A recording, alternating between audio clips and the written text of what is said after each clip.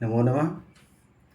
आज फिर हम गीता के सांख्य योग नामक दूसरे अध्याय के 11वें श्लोक के साथ उपस्थित हैं।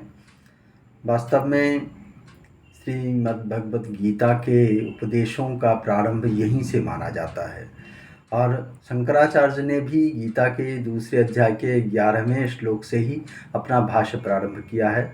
आचार्य विनोबा भावे ने भी अपने उपदेशों को यहीं से शुरू किया था। तो कहा जाता है कि श्रीमद् भगवत गीता वास्तव में गीता के दूसरे अध्याय के 11वें श्लोक से शुरू हो जाता है।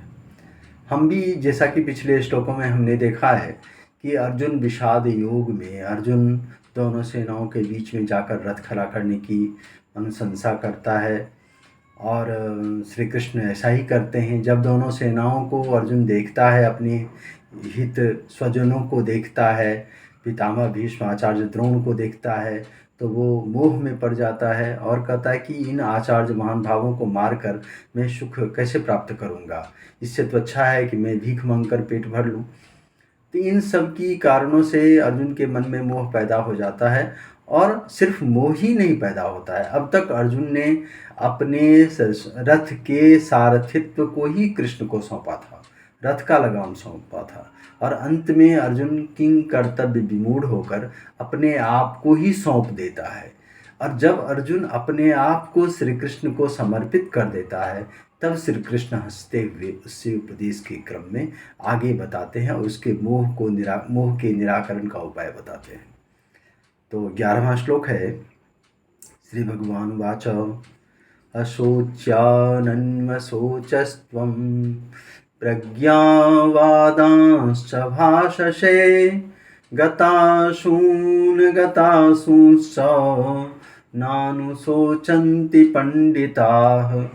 हंसते हुए कृष्ण भगवान कहते हैं कि तुम कैसे बात तो तुम बड़े विद्वान की करते हो, प्रज्ञावान की तरह करते हो, लेकिन तुम जिनके बारे में शोक नहीं करना चाहिए उनके बारे में शोक करते हो।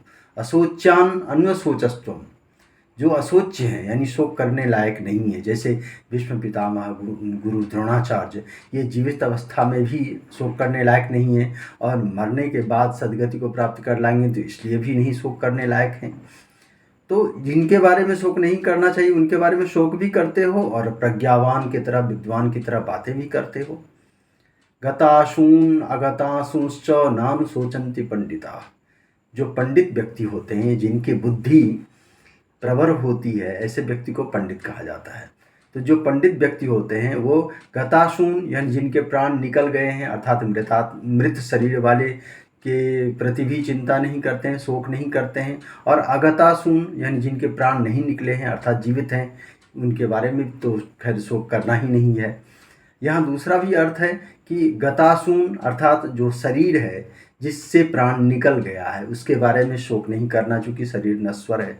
और अगतासून अर्थात जो शरीर के अंदर रहने वाला प्राण है, जिस आत्मा है, शरीर के अंदर रहने वाली आत्मा है जिसके प्राण कभी नहीं निकलते हैं, उसके बारे में भी शोक नहीं किया जा सकता है। तो तुम एक तरफ शोक भी करते हो और एक तरफ विद्वान जैसी बातें भी करते हो, ये दोनों कैसे संभव है? अगले श्लोक के साथ फिर मिलेंगे कल। धन्यवाद।